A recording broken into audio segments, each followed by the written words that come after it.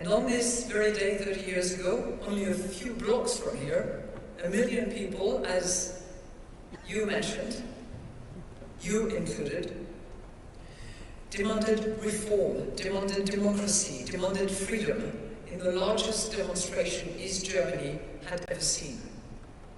And the fall of the Berlin Wall ushered in a profound transformation of German and European history as well. And as Minister of Interior, you were at the very heart of what was happening at the time. But your commitment to your own country was always matched by your commitment to Europe. And you understood that each made the other stronger. You saw immediately that German reunification could trigger optimism at home, but anxiety abroad.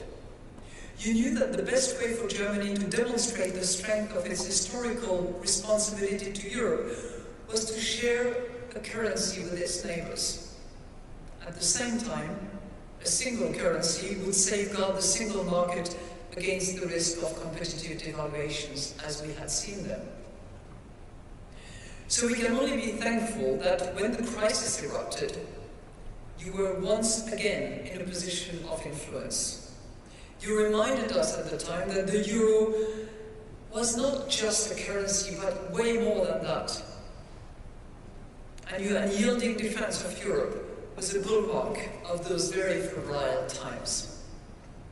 And that is best captured in your belief that, and I quote you here, if a solution is good for Europe, it is good for Germany, and if something is bad for Europe, it cannot be good for Germany. Now, of course, there have been different views about what constitutes a good solution for Europe, such as the appropriate balance between sharing risks and reducing risks, and how one can lead to the other and vice versa. But I was always struck by the fact that once you had agreed a way ahead with your European partners, you always defended it with conviction. And I know that this was not easy.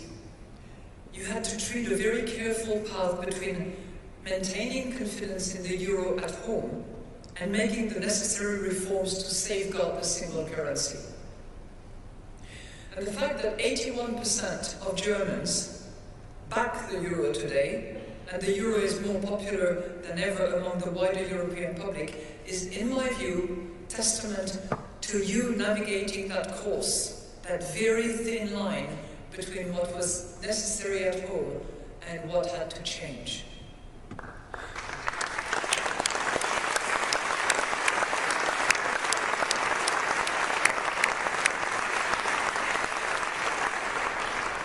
And what allowed you to actually achieve that and gave you the pride of so many around you was your second quality, which was your intellectual rigor.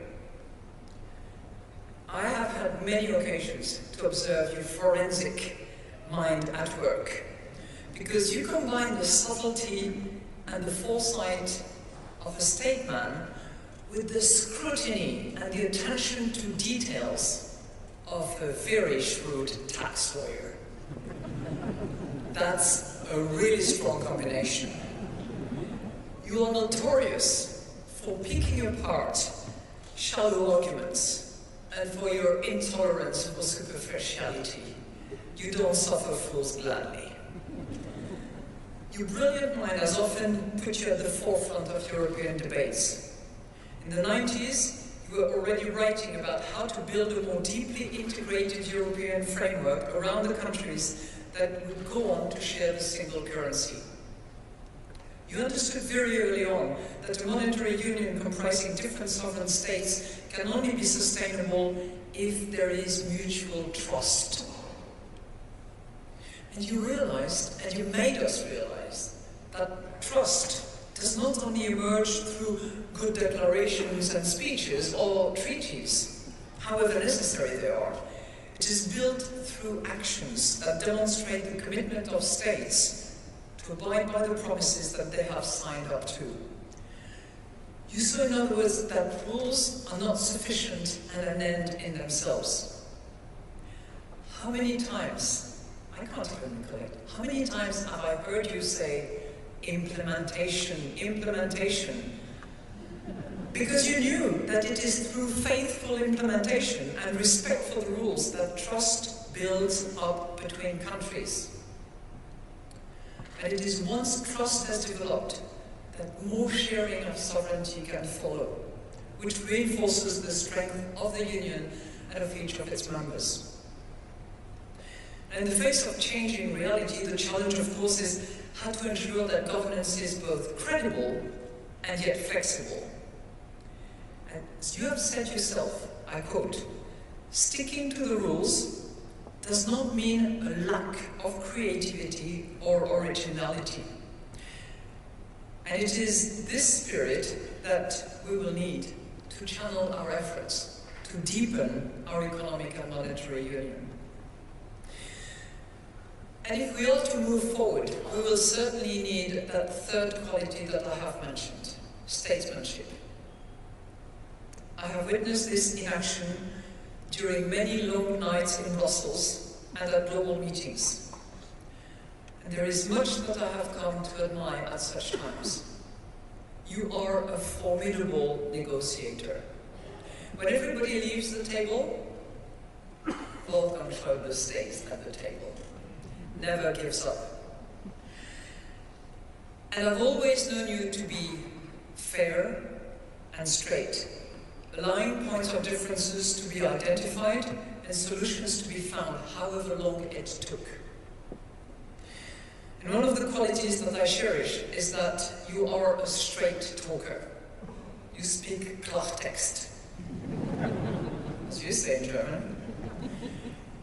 But that directness has always been married with loyalty and kindness. You know that successful diplomacy is built not through sheer force of personality, but through shared understanding with one's partners, and especially within Europe. There were times during the crisis when you had to take tough decisions. And you spoke recently of your sadness for those who have suffered. And you said that you often think about how we could have done things differently, and that characterizes a real statesman. The one who has the capacity to examine profoundly the best course of action while avoiding fatal certainty. Wolfgang, for the last 2 years you've taken a new role as President of the Bundestag, and it is a step that befits a life dedicated to German and to European democracy. And yet again, you're the right person in the right place, and at the right time. There's much concern today about the rise of extreme views and the coarsening of political discourse. We are seeing it.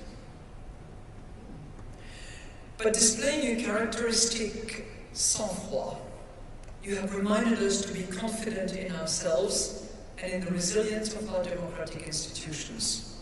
As you have said, our free democratic system, based on the rule of law, is so strong that nobody can wreck it, neither from within nor from without. Anybody who tries will fail. Now, for anybody in doubt, bear those words in mind. A lot has to do with how much confidence we have and how prepared we are to defend those principles. I believe this is a message that all Europeans and all of Europe needs to hear today. A message of strength, a message of resolve, a message of courage. And a call to remember our better selves and not to allow self-doubt to drag us down. For you, in the spirit of Max Weber, politics has always been more than a Beruf, but it has been a Berufung. Not just a job, but a calling. And in the name of our friendship and of Germany and France sometimes working together, I would like to finish in the light of this wonderful award with a word that is, I think, erroneously attributed to Voltaire, but which is nonetheless quite good.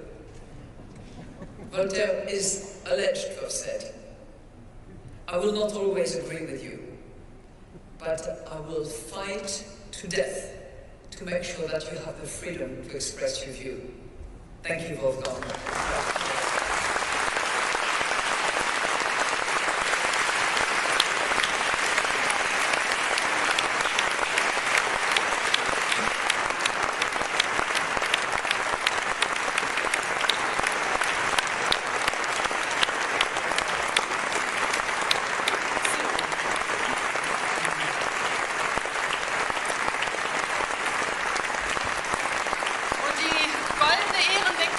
Geht an Wolfgang Schaeuble.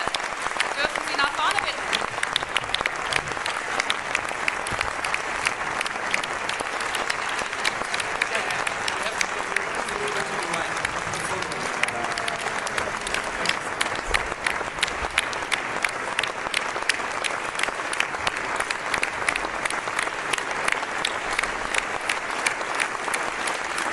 Dr. Wolfgang Schaeuble. Ist Ihr Wort? Herzlichen Glückwunsch. Kommen Sie zu.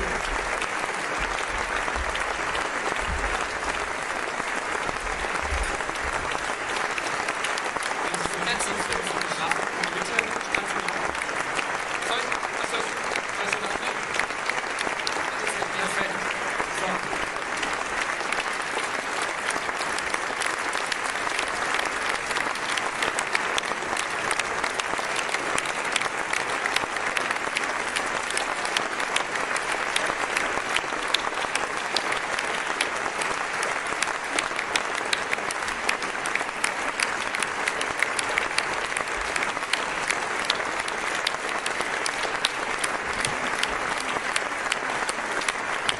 Schweres Ding, ne? Nehmen Sie. Thank you so much. Thanks. Madame Lagarde, thank you so very much. Bitte sehr.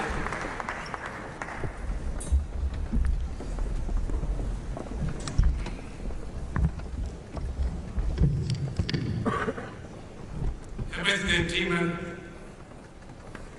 verehrte Kolleginnen und Kollegen, meine sehr verehrten Damen und Herren, dear Christine, thank you very much for your wonderful speech, and thank you very much that you're really your first working day in your new office. You came to Berlin to deliver a speech to mine. Thank you very much.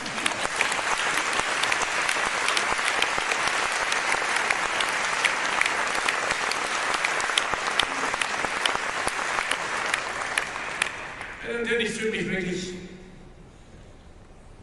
nicht nur durch diese wunderbare Rede von Frau Lagarde und durch die Tatsache, dass sie überhaupt zu diesem Anlass hierher gekommen ist, außerordentlich geehrt, sondern durch die große Auszeichnung der Gründung Fair, aber vor allen Dingen auch, dass ich diesen Preis zusammen mit Reporter ohne Grenzen bekommen habe. Da bin ich wirklich stolz darauf und auch wirklich bewegt. Denn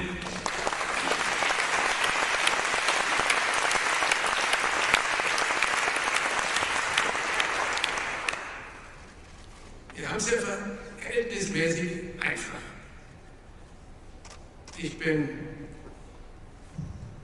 in Freiburg geboren, im Schwarzwald aufgewachsen, der Grenze zu Frankreich, immer im Westen.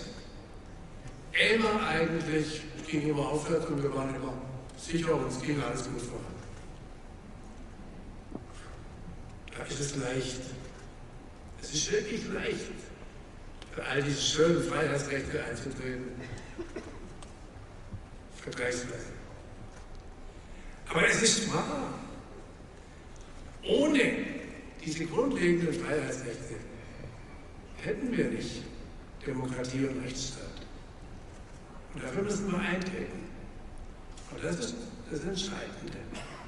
In der Französischen Revolution, und dem verdanken wir ja neben der amerikanischen Menschenrechtserklärung, die wir nie vergessen, die grundlegenden Konstanten unserer freiheitlichen Ordnung. Liberté, Egalité, Fraternité, also Freiheit, Solidarität, Sozialstaat, Demokratie. Heute sagen wir auch, das gehört auch zum Sozialstaat, ökologische Nachhaltigkeit. Und die bedingen sich gegenseitig und das eine gibt es nicht ohne das andere. Und konstitutiv ist die Meinungs- und die Pressefreiheit. Ohne sie gibt es das nicht. Und das andere ist doch wahr. Wir haben lange, wir brauchen nicht über die Geschichte der Teilung und Wiedervereinigung in unserem Deutschland zu reden. Wir hätten ohne die europäische Einigung, ohne die Westintegration dieses Glück nicht mehr erlebt. Und es gibt eine Menge Gründe, dass wir es auch nicht hätten erleben brauchen. Naja, wenn man denkt, wo wir 45 waren. Und dann haben wir immer in den langen Jahren gesagt, die Freiheit ist der Kern der deutschen Frage. Das war so ein Schlüsselsatz in den 80er Jahren. Wenn die Deutschen in der DDR selber entscheiden können, dann ist ja gut. Aber irgendwie hatten wir auch das Gefühl, wenn sie die Freiheit haben,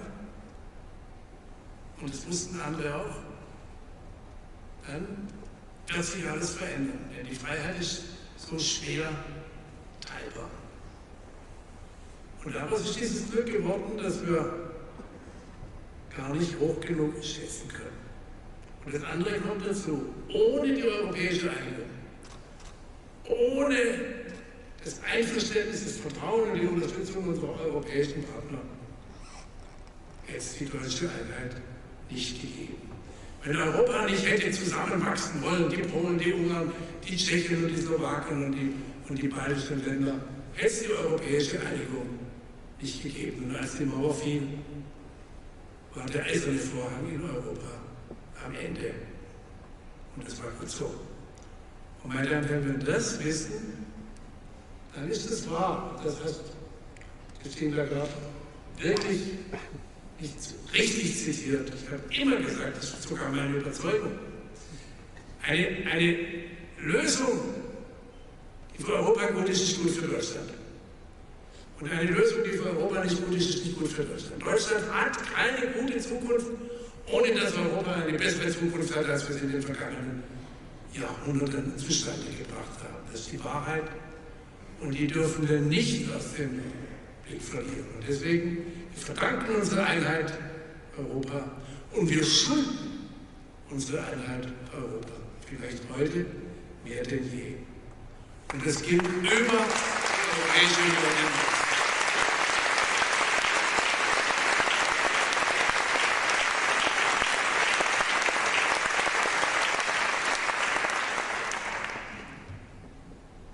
Und das andere, was ich sagen möchte, ist, Herr Liefers hat es schon berührt. Die größte Gefahr ist, dass wir es für selbstverständlich halten.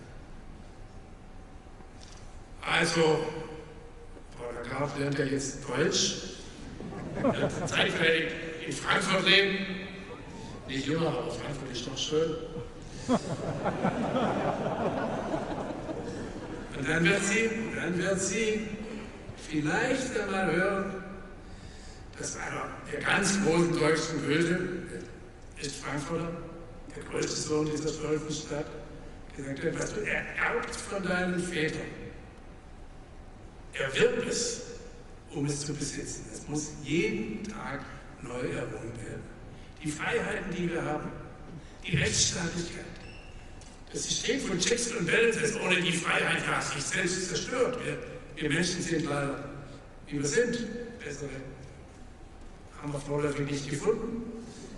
Und deswegen brauchen wir die Grenzen und die gegenseitige Begrenzung, das geht auch nur in Freiheit.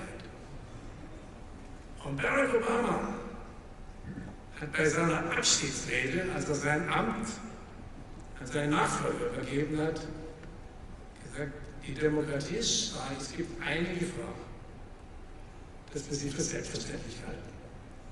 Die Freiheit ist stark.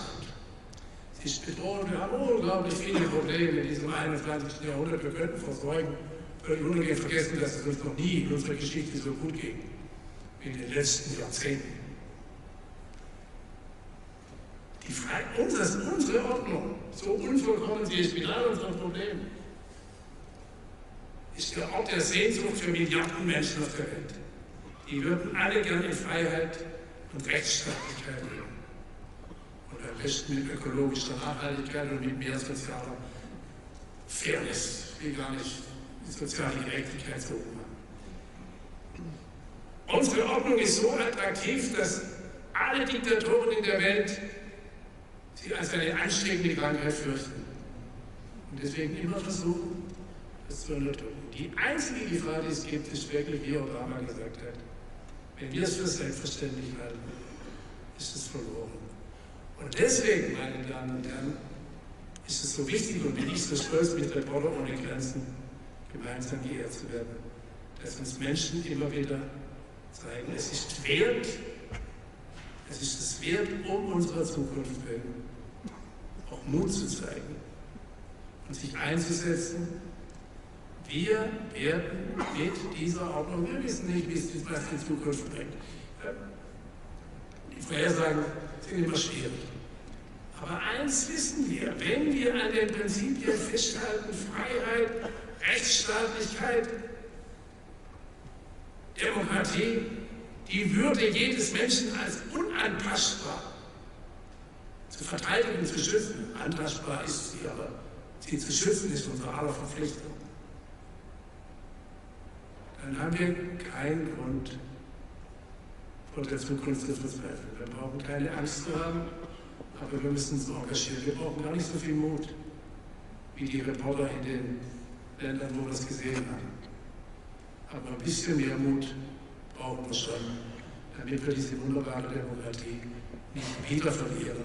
Und dafür sollten wir alles tun. Dafür möge uns die Viktoria helfen. Herzlichen Dank. Bleiben Sie bei uns, der Ehrenpreisträger 2019, Dr. Wolfgang Schaeuble. Und Sie noch mal in die Mitte für ein Schlussbild.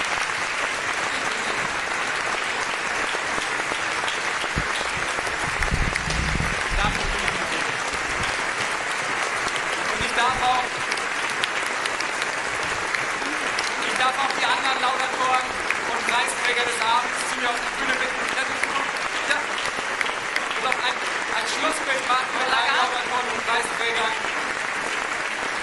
Herr Thiemann, auch nochmal dazu. Genau. Sie auch in die Mitte dazu. Kommen Sie zu uns. Genau. Herr Thiemann. Ich kann Ihnen noch sagen, dass es gleich mit der Aftershow-Party weitergeht und der VDZ präsentiert noch vor Mitternacht ein Nachtmagazin. Wer könnte das besser als die Zeitschriftenverleger gleichzeitig arbeiten und ein bisschen feiern? Einen schönen Abend. Ja, und das, meine Damen und Herren, genau, der Applaus gilt noch einmal unseren Preisträgern und wir bedanken uns sehr, sehr herzlich bei den fantastischen Laudatoren. Wir bedanken uns bei Ihnen, meine Damen und Herren, und dürfen Sie jetzt alle im Namen des VDZ ganz herzlich einladen zu unserer Aftershow.